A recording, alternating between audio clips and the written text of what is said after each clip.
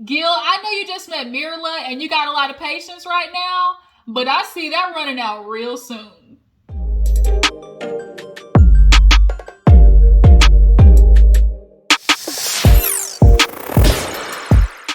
What's up, you guys? Your girl G here. Welcome back to my channel. I appreciate you for tuning in. Y'all, we have another episode of Married at First Sight to get into. Last night we had a pretty decent episode when it comes to watching the couples, finally start, interacting a little bit more, starting to get a little bit more intimate with each other.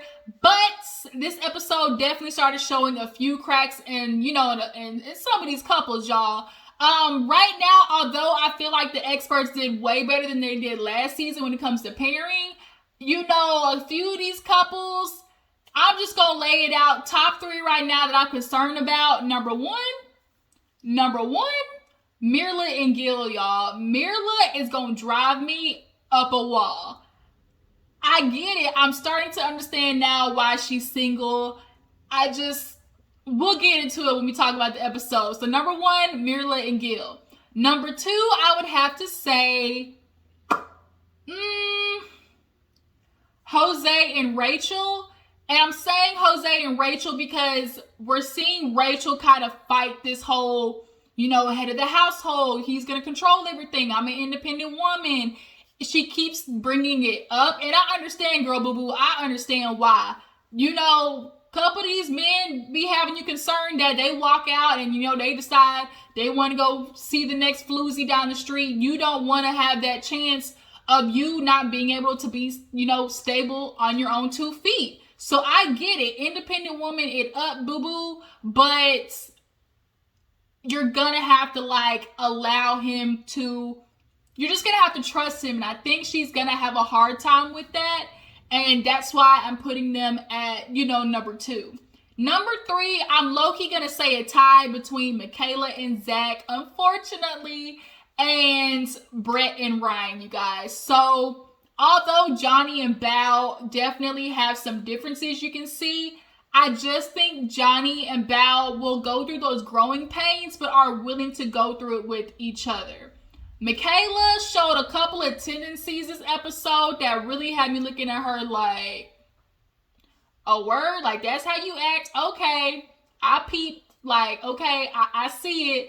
And then Brett and Ryan, y'all. Brett and Ryan, I'm like, I could go to the bathroom, come back, and Ryan still be in the same sentence. He talks so goddamn slow. Every time their scenes come on, it's like watching paint dry. Watching Ryan is like trying to watch a turtle run. But bruh, where is the spice? Where is the oomph? Where is just something? So I get why Brett and Ryan are coupled, but is Brett gonna be able to pull it out of Ryan fast enough for this experiment? Because I can definitely tell that she's open to the challenge of trying to get him to come out of his shell, but that's gonna become exhausting at some point, So let's go ahead and get into this episode, you guys. I really appreciate you for tuning in. If you're new to your girl's channel, go ahead and hit that subscribe button. You already made a wise decision by clicking on this video, so just go ahead and take it a step further and subscribe. Become a member of the Juicebox crew. And speaking of my crew, how's everybody doing out there? Drop down in the comments and tell me how your week is going so far. Tomorrow is Friday. It's going to be the end of the week. I'm super excited. I'm going out of town this weekend. Y'all, I'm thinking about getting my ears pierced. So I really want to get, the flat part of my ear, up here. I think it's called a floating rook or something like that. But I think they're so cute and I really want to go get one done. So maybe I'll take y'all on that adventure with me and my sister of getting my ears pierced if I can get it in this week. If not, maybe next week. But yeah, that's what I'll possibly be doing this weekend. But nonetheless, y'all, let's go ahead and get into Married at First Sight, you guys. So we actually opened up the episode with basically all the couples waking up. It's the next morning. And we see Rachel and Jose just basically talking about, what they are expecting from, this experiment, what they want to see going so far. And Rachel lets him know immediately, the feeding me, the brushing my teeth, it's coming off real, you trying to be my daddy, and I don't like that. She was just kind of like, I'm just independent, and, it just comes off weird to me. And besides the brushing your teeth thing, oh, can I brush your teeth? That was a little quirky. But as far as him like, oh, let me feed you, like, that's normal couple shit, right? Like, couples do that where they feed each other. And he explained to her, he's like, that's just my way of like showing affection, showing endearment, showing that I like you. So she's saying, I'm going to have to get used to, his, love language. Everybody has their love language. It's different. And to him, you can definitely tell his is like that type of affection and stuff like that. Because they are already, a lot affectionate towards each other. But she told him like the feeding me, and trying to be, doing everything for me, like, knock it out. Like, that ain't what she's here for. So he, took that, in strides or whatever. Let's see. So I'm just gonna go ahead and knock them out couple by couple. So Rachel and Jose, when they were, with all the couples, because all the couples ended up meeting later, they were real kissy because Gill was asking everybody about, their couples, a wedding day, everything. So far, they is all up in the mix with each other, tonsil hockey and everything. So she actually surprises Jose with fishing. They go fishing. And she's like, I know he's talking about fishing. Like, let me go do that. So it was really cute watching them. They caught a gar, a fish. The fish is called a barracuda or a gar. I think, that's a barracuda. But nonetheless, they went fishing. And he's just like, I'm super excited that she took me. If this is the beginning, I'm just super, pumped for what's to come. Doing things like this is what I was hoping for. And Rachel, she saw him like, letting him take control and things like that. So she's sort of, allowing him to just take the lead, and that's kind of hard when you've been doing it on your own for so long. After they do the, the fishing trip and whatnot, they go out like on a little date and everything. And on the date, they talk about getting back to Houston and, what's that going to look like, the moving situation, where they're going to live. And to him, he's like, I own my house. And we see this a lot of times with couples where one's, at an apartment and the other one owns their house. And it's kind of like, does it make more sense to move into the house? But as she brought up, it's like, it's kind of like you said, it's your house. I'm concerned that when I move into your house, it's not going to be us. It's not going to be our. And I would think the same thing. We saw that last season with Eric and Virginia, where he's like, oh, just come to my apartment. And she's like, no, let's find a place together. Because, he already had an issue with the dog, and then bringing her dog and everything into his apartment, it kind of feels like you're almost intruding on somebody's, just territory. So he, explained to her, he's like, no, this is what I planned for. I planned for one day being a husband and, providing and having, that stability for a family and things like that. And, so you moving in, I want you to know that, what's mine is yours. And so she's thinking about it, but you can definitely tell she ultimately is like probably wanting to find a place for them, for both of them. And, going from there. So the date's super cute. They've been talking about, kids and children, and he thinks she's going to be a good mom. She ended up talking to Michaela, and that's when they found out she had that Zach had COVID and everything. But their night, goes really good. They end up going back to the room, and before the night ends, it's on her mind about the finances, for real, for real. So she ends up talking to him and was like, I know, I'm bringing it up, but, it's just really been on my mind. I really see that, you do your investments. I saw you checking your investments. You have your money and all your shit together pretty much. And it's like, oh, whoa, like I need to grow up. She has admitted that, she has a savings account, but she pulls a YOLO every now and again. And it's like, I get that feeling. It's like, damn, I only got $400, but let me use 200 of it to go wild out, So that's her situation. So to him, he's like, well, that's, what I do as a man. I'm going to take control over everything. And she's like, for her, she's like, the reason I'm such a stickler about this is because my dad, like when I was younger, my dad told me, don't you ever go into a marriage not having a degree, an education, your own money, something to fall back on. Because if that day ever comes where he's like, I'm out, I want to go chill with the floozy down the street, you know, then you're stuck on your ass. And that's what happens to a lot of women. They do this whole, oh, you know, he's the leader, let him control everything. And then when the leader decides he wants to go tackle somebody else's household, you're stuck in the desert like, where the fuck is the water? Like, how am I gonna live? Nobody wants to be in that situation, especially a woman with kids. But, you know, luckily they're not there yet. But he understands, you know, her perspective and is just looking like, you know, I don't want you to think that way. I want you to know that I want to take care of you. So he's like, how do you feel about, you know, me controlling the finances? She's like, what? He's like, no, not your finances, but, you know, the house.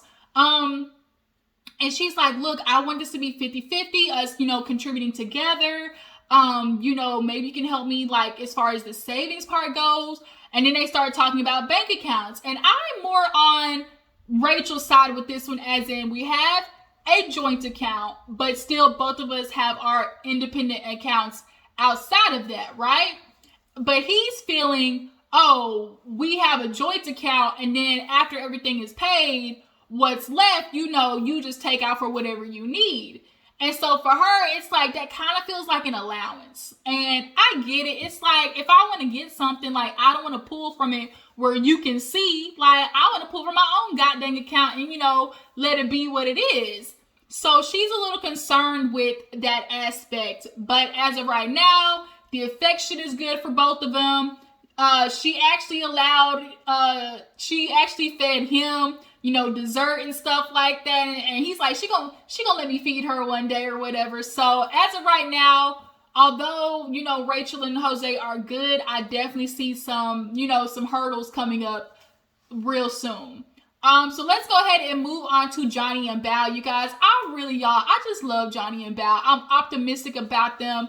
I am just concerned that Bao is gonna shit the bed with this one, y'all. So they wake up the next morning, he's joking with her about critters running around in the room, and oh man, I had to fight off some animals. And he's like, oh, come to find out it was just your snoring.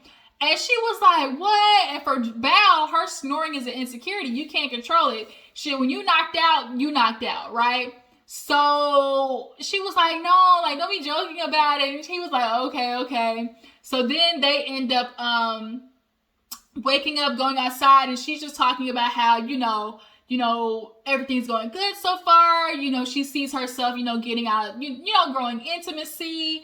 And, you know, somehow they get on the conversation of bathing suits. Because she's like, you know, my secret celebrity crush is Conan O'Brien. And I get it. He's quirky. I definitely understand why it's Conan O'Brien. She said it's because he owns his quirkiness, right? But, you know, she's like, you know, you're lanky, but you still got a body and stuff like that. And she's like, for me, she's like, I am a little insecure about my body right now, but I do collect bathing suits and I kind of wear them around the house, you know, sometimes. And Bao definitely has like a sensuality to her. Like, she's not just rigid. There's definitely some sensualness that's like under all that, you know, under all that shell of hers.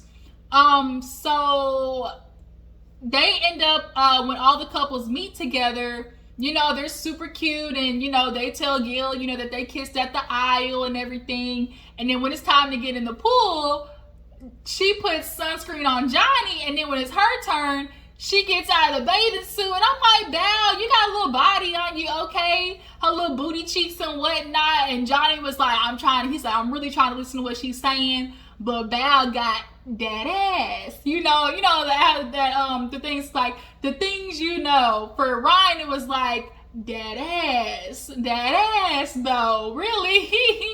So, yeah, so it was a cute little moment with that. And then later on, Johnny goes with Jose. Now, this scene had me rolling because Jose walked in. I don't know, it's something about Jose that just screams, I'm a man trying to be a man. Like, is he low-key? I know a lot of people are thinking like, Jose, you low-key on, you know you got a little bit of sugar in your tank. You know you might be in the closet. But nobody wants to be putting that on nobody. But every time I see him, he's always talking about, oh, you know, the man role, the man, you know, that's not masculine. And then when he came in and saw John, like, I don't know, it's just something about Jose just screams, I'm trying, but I'm gonna let it slide. But nonetheless, Johnny listens help to get, something for Bao. Because he's like, Johnny, he's kind of like the real, the plan guy. He's the one who knows all the small little details. So I want to be like Jose when I grow up. So they find an outfit, and he planning a picnic on the beach for them. And so he goes back to the room and gives Bao this damn, I don't know what, coverall, sleep outfit. I don't know what it was. And then he got her extra large. He said, well, that's the only size that they had. Nigga, what the fuck?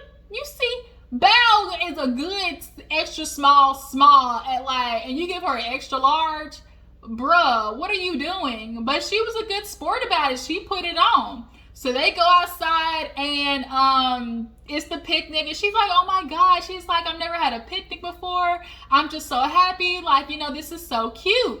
And so Johnny was talking to Jose earlier about, wanting to tell Bao that he liked her. Is it scary? Yes, trying to, confess your feelings to somebody and not knowing if you get that in return, like, that's a vulnerable moment.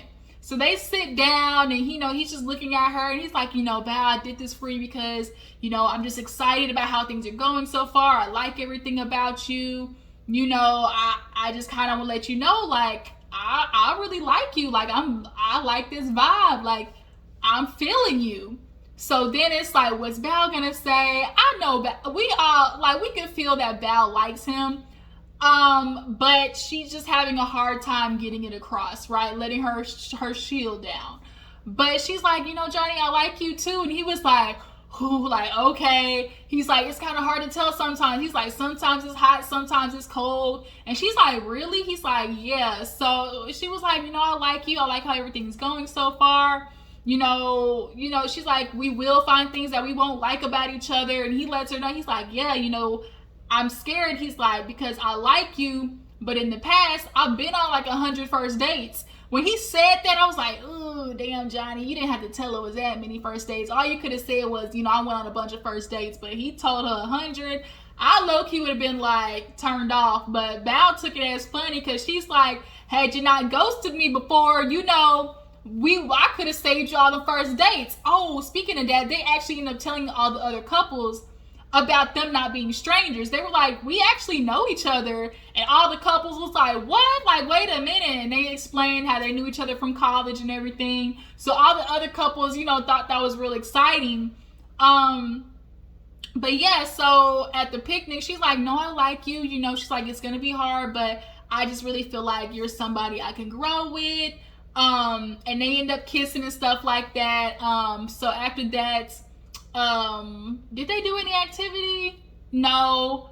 That night, they actually, when it came time for bed, he's like, I want to get a little, I'm trying to get a little intimate with Bao. I'm feeling like I want to, see what's good under the hood. So when it's time for bed, he's like, you gonna put the fort up? And she's like, the fort? Like, don't we need it, like, for you? And so he's like, no. She's like, well, I thought, you wanted it. He's like, well, you can replace it, can't you? And she's like, yeah. So she scoots over. And then she's like, you could have slept in the other room because, I know my snoring, it bothers you. And he's like, no. She keeps trying to beat his ass out the bedroom. And Johnny's like, girl, I'm staying right here. Okay, I ain't going nowhere. But she did reveal, like, the little jokes are kind of hurting her feelings when it comes to the snoring. She reveals this story about, camp, like, going to a camp when she was younger and, having to be insecure about her snoring. So she used to always be by herself at the camp, and it's nothing she can control. And, she kind of got emotional about it. So Johnny was like, oh, like, really? Like, oh my God. He's like, it's just snoring. It's human. But for her, like, it's like, I get it as a woman. It's like, if a dude next to you and all you hear is,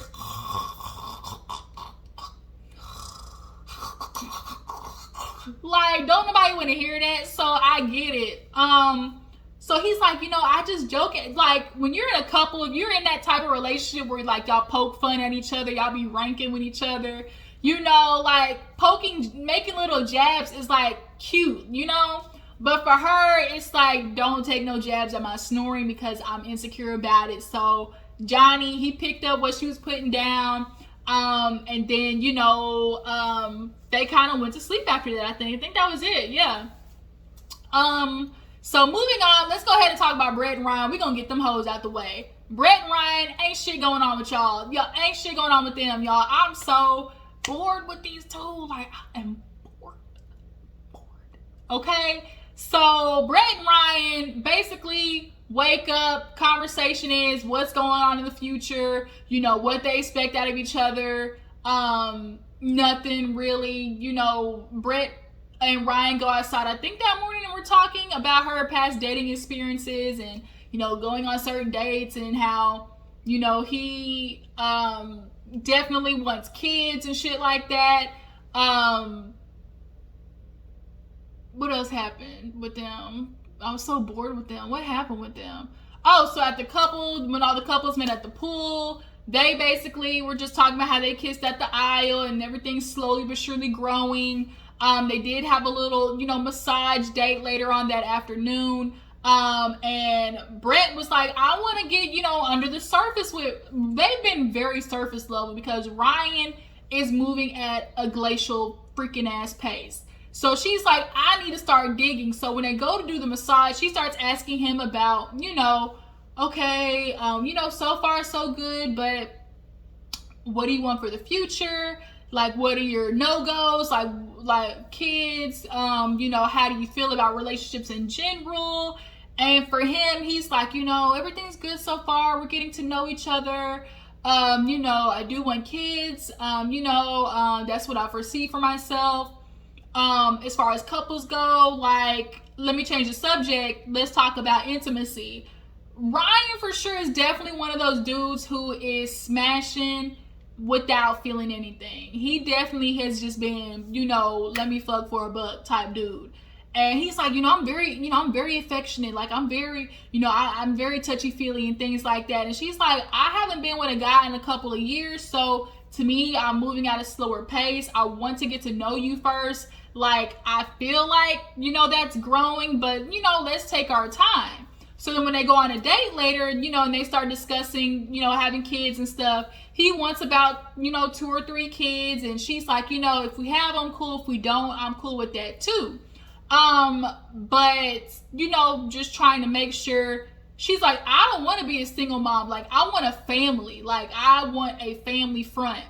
And Ryan, I'm sorry, y'all, sum up with Ryan. I really feel like he low-key an alcoholic. He low-key be doing the, what are them things called? The zanies, like the Valiums. He low-key be on that booger sugar, that powder, that white girl, that schmack, that cocaina. Like, I really just look at Ryan and feel like something up with him. He needs some therapy. He look like he gonna bust out with like a tantrum any minute. I just see it behind his eyes. He got all these big ass bags under his eyes, and it just looked like, nigga, you stressed. But after that, they did have a cute little hammock moment because he knew she'd always wanted to get on a hammock. You know, it was cute or whatever, but for the most part, Brett and Ryan, I think Ryan is going to eventually get tired of having to, like, just pull out of him, because with him right now, he boring. He is boring, and I feel like he gets into relationships for himself. Like, he gets into relationships for getting the sex and for a woman appeasing him, to be real. Moving on, let's talk about Michaela and Zach. Knock them out the way. Michaela and Zach find out that he has COVID. And she's throwing a bitch fit, talking about, oh my God, I didn't plan being single. Like, I have a husband for a reason. Like, I'm supposed to do a honeymoon by myself. And she's like, mad. I get it. Like, you don't want to do a honeymoon by yourself. Is it an inconvenient time? Abso-freaking-lutely. But the way she just kept trying to make it about her was bothering me. Like, your man has COVID. Do you not see people out here dying, bitch? Like, Michaela, chill out. She really had a whole selfish ass moment. He's like, I don't want to be around you. She's like, that's mean. He's like, I'm trying to protect you. Like, I don't want you to get sick. And all she's thinking about is, I'm going to be by myself on my honeymoon. Like, you can be in the same room as me. And he's like, no, I don't want to do that. So she, I'm just so annoyed, I didn't plan for this. Like, no dirt, bitch. Nobody plans for COVID. But make sure he's okay. Like, can you be, like, watching her do that is making me foresee in the future that she is as they said, Hurricane K, or was it Hurricane Michaela or Hurricane K or whatever. I'm definitely starting to see how she goes there for sure. So moving on to who else? Did I get everybody? Brett, Ryan, Jose, Johnny and Bal, Jose and Rachel. All right, y'all. Last but not least, let's get on Mirla's ass. I don't want to. Mirla and Gill, y'all. So Mirla and Gill, my nigga, I am praying for you. So they wake up and they just start talking. It's the next day, and Gil's just kind of, talking to her about what she wants to do on this honeymoon and how she's thinking so far, like what she rates her happiness. And she's like, about an 8. And then she's like, what about you? She's like, a 10. He was like, whoa. Like, we good. But, I'm just ready to get to know you more and everything. So far so good. We're laughing with each other. I feel like there's chemistry. But, there's some things. And she's like, what you mean? He's like, bitch, you bougie. You high maintenance. And I love how she high maintenance but don't want to admit it. You're not high maintenance because you like the finer things in life. You're high maintenance because it takes a lot of things to maintain your happiness. That's why you're high maintenance. If it's not the way you like it, very particular, you don't find any joy in it. You cannot find you're not half full. You are glass half empty, bitch. And that shit is annoying. I'm a glass half full person. So I see, as Mirla said, she's like, I'm glad I was paired with Gill because I'm a whiner, I'm picky, and you could throw Gill in a desert and, he'll find a way to be, find a positive in it. For her, she's sitting there feeling like they in retirement home. And for Gill, he's like, really? Like, you don't see outside a beach? She's like, that ain't no beach, that's a marsh. I was like, you bitch, you, like, your ungrateful ass. Like, can you find the good in anything? Like, it was just annoying. So she's like, that's not a marsh. Like, for me, I went on a honeymoon on the beach, and it's just, it's whatever. It's just like, we're at a retirement home. I'm like, bitch, retirement homes have the best games. Bingo? Okay, bitch, I fuck up some bingo, all right? What do they call that shit? Shuffleboard? Retirement homes be having low-key the games. Play some Uno, some spades, bitch. Uno out? Like, girl, miss me with that. So he's like, let me get the day going, but she has to stay back in, and he actually go meets the couples, right? So he meets the couples, and Gill is, excited to see everybody, and, he starts asking how everybody's experience is going so far. And everybody's like, good, we're kissing, we have intimacy. He asking about everybody else's kissing and stuff because he trying to make sure, like, bitch, am I the only one that I haven't kissed my wife yet? And, yep, sorry to tell you, buddy, you are. Jose and Rachel making out. Brett and Ryan, they kissing. Jose and Bal, they kissing. Michaela and Zach weren't there. So he's just kind of feeling like, I'm an affectionate person. Like, I want to show, intimacy with my wife, but we're just not there. And to see the other couples, they're vibing, it's a little tough. So he starts telling the other couples about how they're getting to know each other. Has there anything you haven't found that you haven't liked yet? And for him, he's like, have you met my wife, Mirla? This whole high maintenance, she bougie. Bal Loki was like, I don't know, she, when she watched this shit back, she might want to tear him a new one. And even Brett, remember, she's like, oh, I remember, like, she said at the party, like, she wasn't going to kiss anybody. She don't kiss until, like, date 3 or something like that.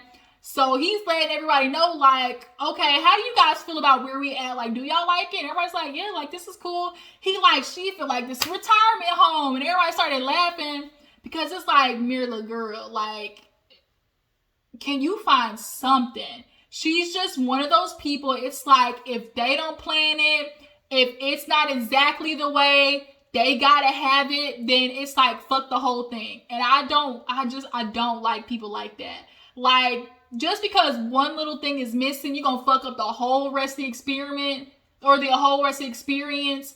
So he gets back and he ends up surprising Mirla with jet skis to a boat plane or whatever. And she's like, thank you. He's like, because she don't like surprises. And she don't like surprises because she's controlling AF. But he's like, are you going to do it with me or are you just going to watch? And she's like, I'll do it. She's like, I'm going to allow him. Like, he surprised me. He put everything together. So, I'll get out of my comfort zone and do it. But she's like, I get really bad motion sickness, Yeah, so they go on the boat ride and literally within like 5 minutes, I don't feel good. I'm sick, girl. If you feel good, motion sick, I get it, But she was just like, it was just a down moment. Like, I feel for you, Gill. I really do. So they get down off of that. And she like, we ain't never doing that shit again, period. So, they have like a night out or whatever. Gill look good in his nice little, floral something suede pattern suit. And Mirla's an attractive girl, So they sit down and they start talking. And she's like, how'd your day go? And he's like, well, I was talking with the other couples. And he's starting to hint at, well, Jose and Rachel, shit, they making out. Bao and Johnny, they kiss. Rachel and Brett, they kiss. When we kissing, basically, bitch, when we locking lips, because you my wife.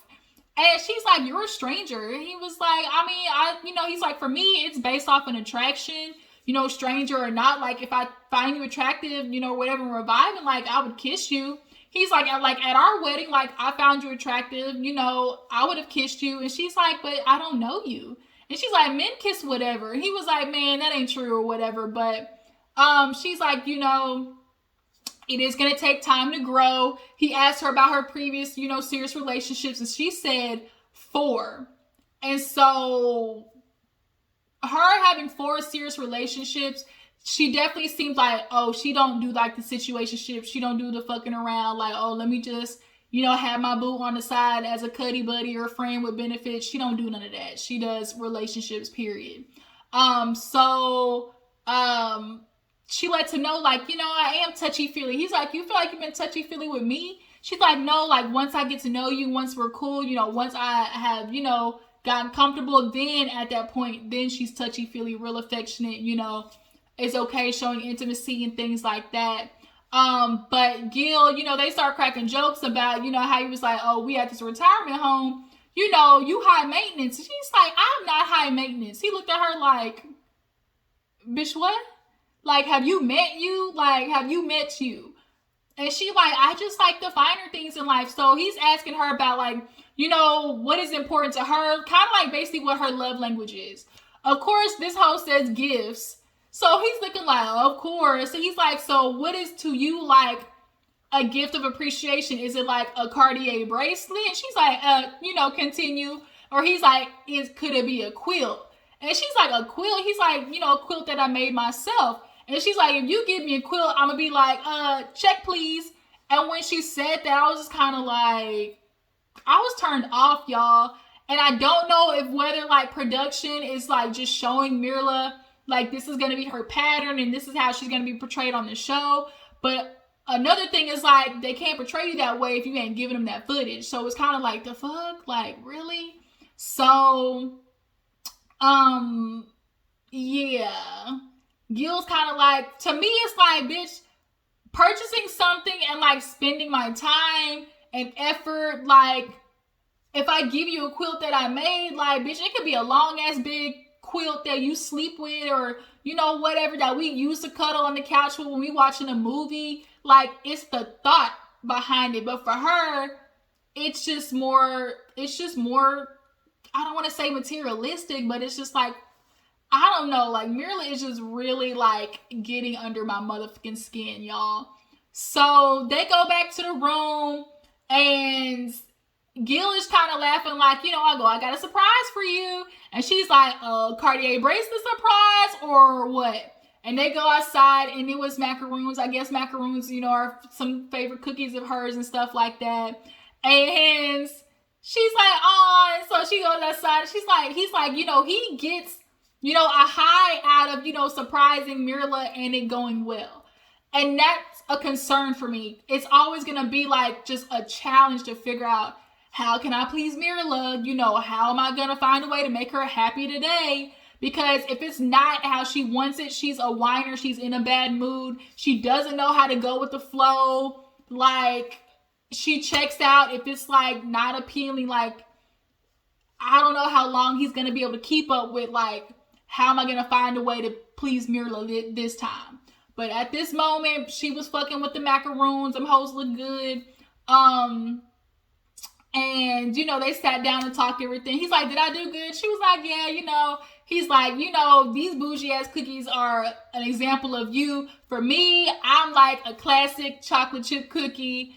And she's like, but you like these cookies though? He's like, I mean, they good, but they ain't no chocolate chip cookie. So then she started asking him about his serious relationships. And for him, serious relationships are 6 months and longer. I can see that. You know, to me, serious might be like, for sure, 6 to 8 months or longer. But he's been single for 6 years. So for her, she's kind of like 6? To me, 6 years, although it does sound like a long time being single, 6 years go, it's like fast. Like, it could be up like that. So, she was kind of like, you know, 6 years, single, no kids, never been married, da-da-da-da. Like, for her, that's kind of like, uh-oh. And so she's like, you know, I've always wanted to go in situations knowing that the other person's committed. You know, I just want somebody to spend time with me, you know, do things with me. You know, we're gonna, you know, build together. And I really feel like she wants a man as an accessory. If y'all gotta get what I'm saying. Like, although she is in it for the partnership of it all, it's like my way or no way at all when it comes to her.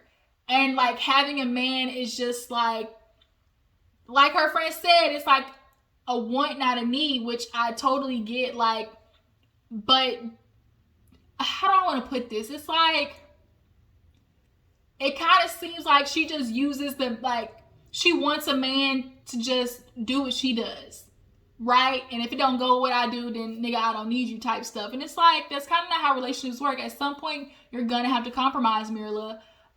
So they, you know, had a good little night, and Gill was pleased with the fact that he was able to, you know, accompany her, and, you know, finally got a good surprise. So then we get to bedtime, and he like, Mirla, she's a very particular girl. You know, she has a routine at night. She going through her facial routine.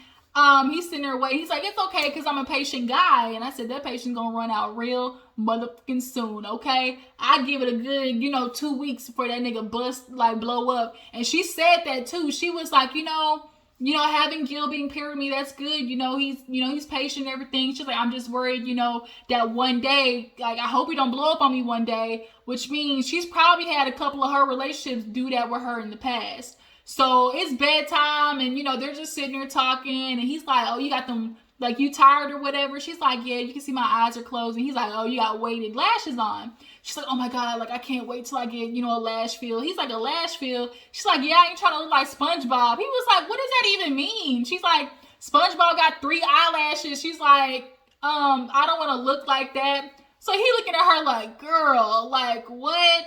Like, he said, you know, I'm figuring out about my wife, you know, the things that she does like and the things that she don't like.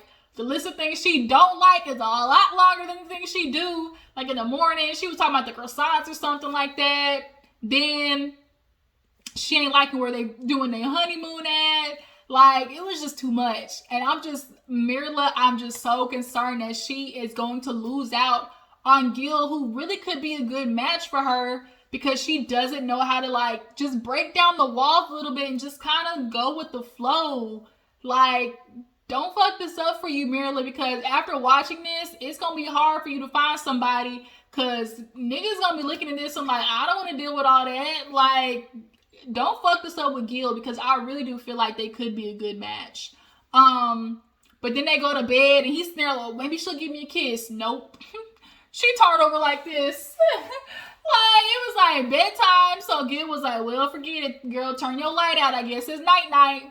And then honestly, I think that was the episode, you guys. Yeah, I think that honestly was it. Tell me how you feel about the couple so far. How you feel about Mirla and Gill, do you guys feel like she might run him off? When it comes to Johnny and Bao, do you think, Johnny's is going to be able to break, Bao's, shell? Is she going to be able to come out, just be a little bit more, loosen up the reins a little bit? How do you guys feel about Brett and Ryan? Am I tripping? Are y'all just as bored with them as me? And who do you guys feel like your top 3 couples are? Who do you are rooting for the most? Top 3 couples, drop down in the comments and let me know. I appreciate y'all for tuning in. Married at First Sight was pretty good. I'm trying to think what's next to review. What is next to review? Does anything come out on Thursdays? Not that I know of. Yeah, not that I know of. Growing Up Hip Hop is off. I'm not reviewing Brad Loves Judy. I'm just not. I'm sorry, y'all. It's not a show for me to review unless something good happens. But other than that, no. Yeah. I think that's it. Yeah, I'm going to catch you guys later. Follow me on Twitter and Instagram. And I'll catch you hoes next time. Deuces.